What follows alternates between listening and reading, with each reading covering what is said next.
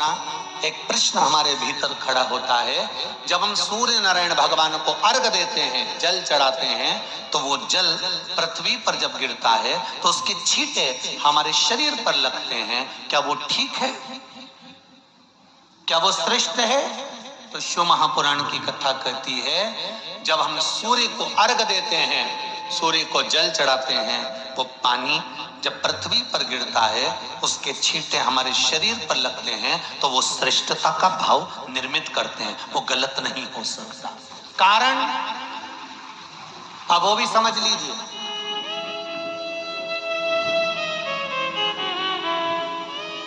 अब सूर्य नारायण भगवान को आप जल चढ़ा रहे हो तो छींटे नहीं लगे, उसके लिए क्या स्टूल पे चढ़ के चढ़ाओगे कि कुर्सी पे चढ़ के चढ़ाओगे?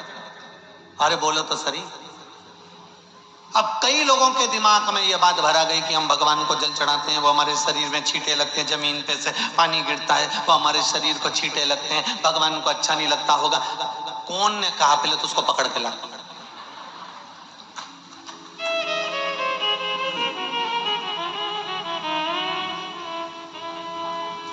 क्योंकि मेरे राम जी महाराज, मेरे भगवान कृष्ण,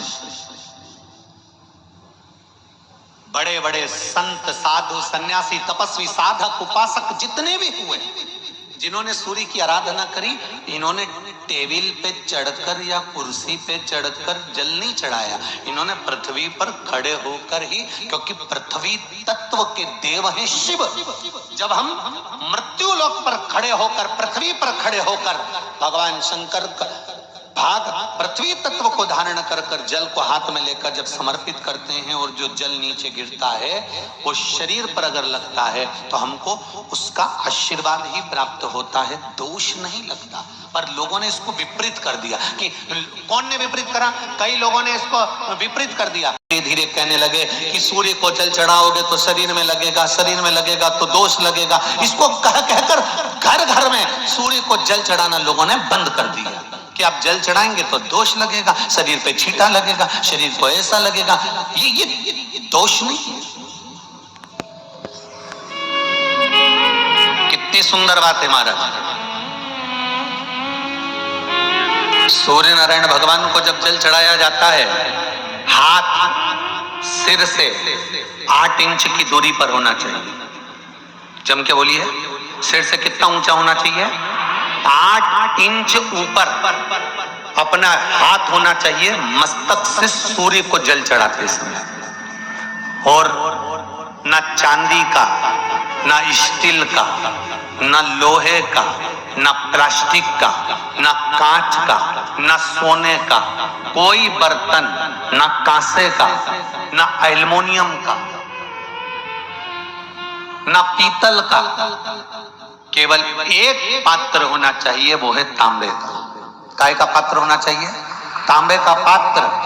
और सूर्य नारायण भगवान को जब 8 इंच ऊपर तुम्हारा हस्त है, और जब हम सूर्य को जल चढ़ा रहे हैं, कैसे जल चढ़ाना है वो भी समझ लीजिए।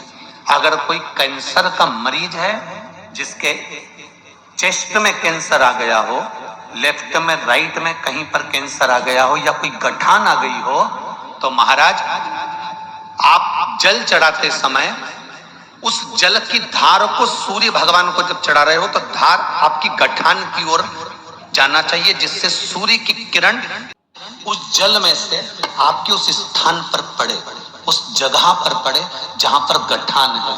महाराज आप लगातार जल तो चढ़ाना चालू करो, अच्छे अच्छे डॉक्टर फेल हो जाएंगे और कह देंगे गठान ठीक हो गई।